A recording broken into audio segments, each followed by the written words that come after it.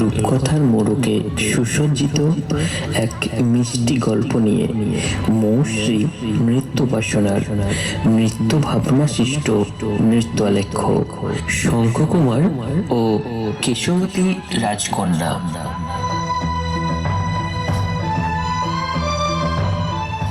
নৃত্য ভাবনা, পোশাক পরিকল্পনা এবং সার্বিক পরিচালনায় মৌশ্রী রক্ষিত। নগরীর রাজকন্যা কেশবতী রাজারানীর নয়নের মনীষে ভাগ্যদোষে সে বন্দী হয় সুবর্ণপুরের রাক্ষসের দুর্গে। সুবর্ণপুরের রাক্ষস ঘরে কন্যা রাজা, সোনার কাঠির স্পর্শে জাগে কেশবতী নাম তার।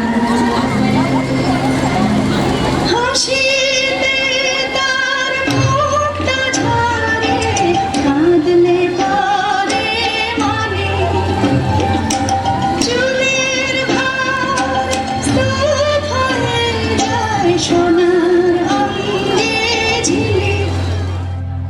সেই কন্যা বন্ধ আছে রাক্ষস রাজের ঘরে, সুবর্ণপুরের দুর্গ থেকে কে তারে উদ্ধারে, কে তারে উদ্ধারে। মানিকনগরের বীর রাজপুত্র শঙ্খকুমার রাজকন্যার বন্দির কথা শুনে সে ঠিক করে রাজকন্যাকে রাক্ষসপুরী থেকে উদ্ধার করবে এবং সুবর্ণপুরের রাক্ষস দুর্গে যাওয়ার জন্য সে প্রস্তুত হতে থাকে।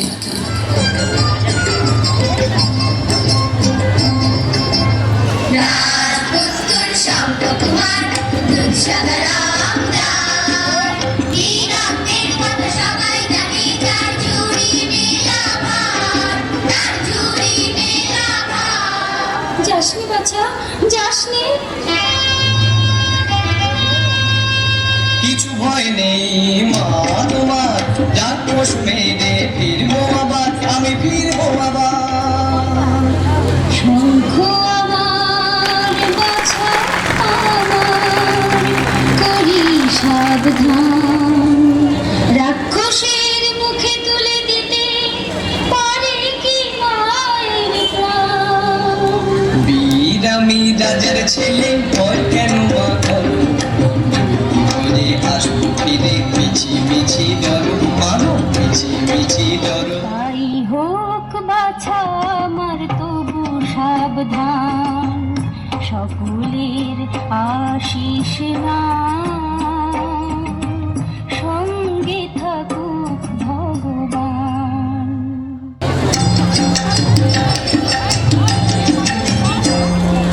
রাজপুত্র শঙ্খকুমার রাক্ষসের সঙ্গে যুদ্ধ করতে যাবে, যুদ্ধ করতে যাবে।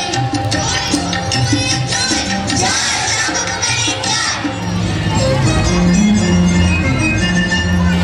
সঙ্গে আমি মন্ত্রীপুত্র, সঙ্গে তোমার ভাই, আমিও আছি কটার পুত্র, তাও কি বোঝে নাই তোমার, তাও কি বোঝে নাই। আমরা আছি তোমার সাথে, চলো যুদ্ধ যাই যাই, চলো যুদ্ধ যাই যাই। জয় শঙ্করের জয়, জয় শঙ্করের জয়। সঙ্গী সাথীদের সঙ্গে করে ঘোড়ায় চড়ে রাজপুত্র শঙ্খকুমার বেরিয়ে পড়ে সুবর্ণপুরের উদ্দেশ্যে। তেপান্তর পেরিয়ে চলেছে তো তারা চলেছেই। এভাবেই পথ চলতে চলতে একদিন ঘন আঁধার জঙ্গলে ঝড় বৃষ্টির এক রাতে সাথীদের হারায় রাজকুমার। ক্লান্ত পরিশ্রান্ত কুমারের ঘোড়া এসে থামে এক বটগাছের নিচে, যে গাছে থাকত এক ব্যঙ্গমা আর ব্যঙ্গমী। আধার রাতে ওদের দেখে প্রথমে ঘাবড়ে যায় শঙ্খকুমার। ব্যঙ্গমা তাকে সাহস যোগায়। তোমার শঙ্খকুমার, সঙ্গে আমি আছি, সাহস নেই সাধ্য নেই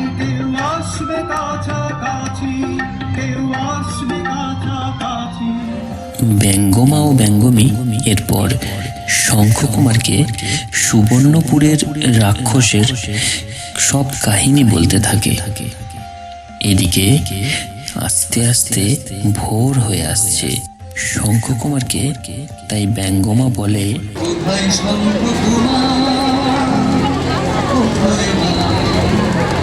যাত্রার সাজ করো, ভক্তিরাজে চড়ো, যাত্রার সাজ করো, ভক্তিরাজে চড়ো।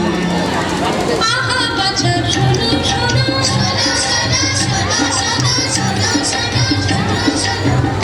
সঙ্গীত কাজ হবে না হিন্দি থেকে করতে হবে লড়াই, ওখানে চলবে না বিরক্তের লড়াই। রাক্ষসের সীমানা আরম্ভ হবে, সেইখানেই পথ পাবে মস্ত উঁচু গম্বুজের উপর বসে কাকাতুয়া পাখি। দেখলে তোমায় তীক্ষ্ণ সুরে উঠবে ডাকি। কাকে চাই চলে এসো ভয় নাই। ঝুঁক বুঝিয়ে মারবে খুব, দাপট দাপট। তারপর সেই বন্ধু হবে, সেই তোমাকে পথ দেখাবে। নমস্কার নমস্কার, ধন্যবাদ ধন্যবাদ। এরপর ব্যঙ্গমা ব্যঙ্গমীকে বিদায় জানিয়ে শঙ্খকুমার বেরিয়ে পড়ে সুবর্ণপুরের রাক্ষস দুর্গের উদ্দেশ্যে। কুমারের মনে হয় সে পৌঁছে গেছে।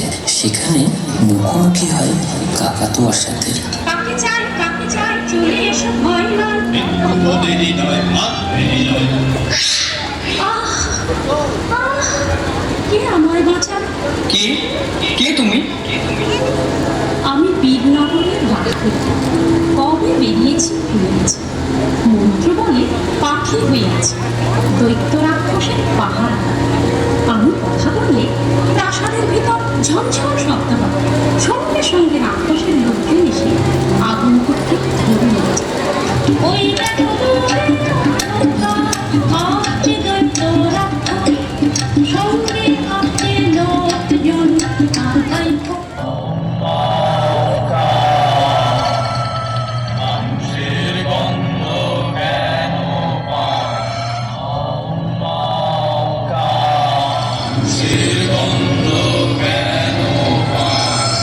মানুষ কই কই মানুষ, বড্ড বেশি গন্ধ। কে খায় কোথায় কই দেখি না, বেশি মনে সন্দেহ। কেশবতী আছে হেঠা, ঘুমেই আছে তার, সোনার কার কাঠের ছোঁয়ায় জাদু ভরসা। আমি তো মানুষ, গন্ধ আমারই। নাতনি আমার, মানুষ কি তুই? তাহলে এতদিনে খেয়ে ফেল। ভালোবাসি শিকার করে সারাদিন শেষে, তাই তো ফিরে আসি, তোকে ভালোবাসি। তোমার শিকার কত জায়গায় ঘোরাও রাধেশাই, যদি মেরে ফেলে তাহলে আমার কি হয়? আমার মার বেকে, আমার মার বেকে, এমন কেউ নেই ত্রিভুবনে, মারতে পারে সে। জি বলো দাদু, কেবল তোমার কথার জাদু। শুনবে তবে বলি, কাজল কালো পদ্মদিঘ জল কলমল করে, ওর মধ্যে প্রবাল স্তম্ভে ডোমরা ভ্রমে আছে কৌটায় ভরে। কৌটো হলো সোনা, এক চেষ্টায় মারলে তাদের মৃত্যু হবে আমার। তাই নাকি? এ কথা তো জানি না, তাহলে মিছে কেন ভয় পাই? আচ্ছা যাবে এসো এখন, আর কথা শুনো। কেশবতীকে ঘুম পাড়িয়ে রাক্ষস চলল তার ভোজন সারতে। এখন তার খাবার সময়। 40টি থালা ভরা খাবার, যত ফুরোয় আসে আবার 40টি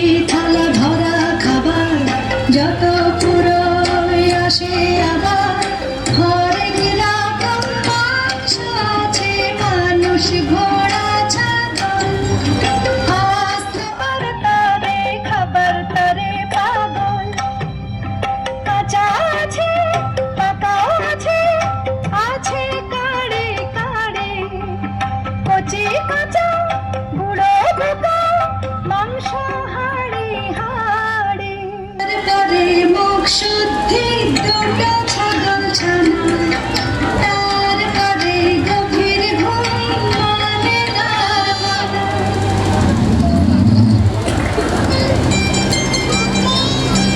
রাক্ষসপুরীর এক কক্ষে ঘুমাচ্ছিল কেশবতী রাজকন্যা। জানলা দিয়ে তার সুদীর্ঘ চুলের গোছা নিচে মাটি অব্দি পৌঁছে গেছিল। শঙ্খকুমার সেই চুলের গোছা ধরে আস্তে আস্তে উঠে আসে রাজকন্যার কক্ষে। সোনার কাঠি ছুঁয়ে রাজকন্যার ঘুম ভাঙায়। রাজকন্যা রাজকুমারকে দেখে তো অবাক। কোথা থেকে এলো এমন সুন্দর ছেলে, রাক্ষস যদি একবার দেখে জানত ফেলতে গেলে। ও কন্যা শোনো শোনো, গোল করো না কোনো, বলো কি করব কেমন করে, এসেছি কেবল তোমার উদ্ধারে। এরপর রাজকন্যার মুখে রাক্ষস কিভাবে মরবে সে রহস্য জেনে দুজনে সেই কালো দিঘিতে যায়।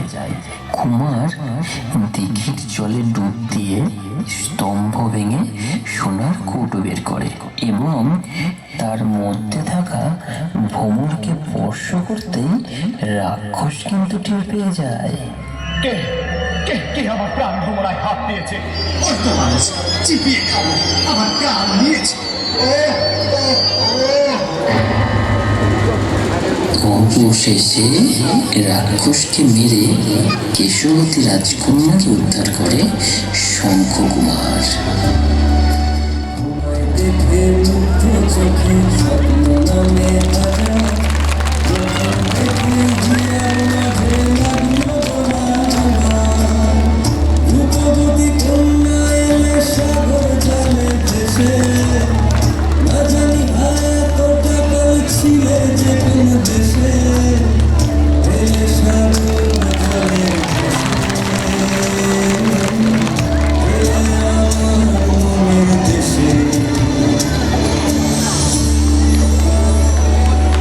খুব সুন্দর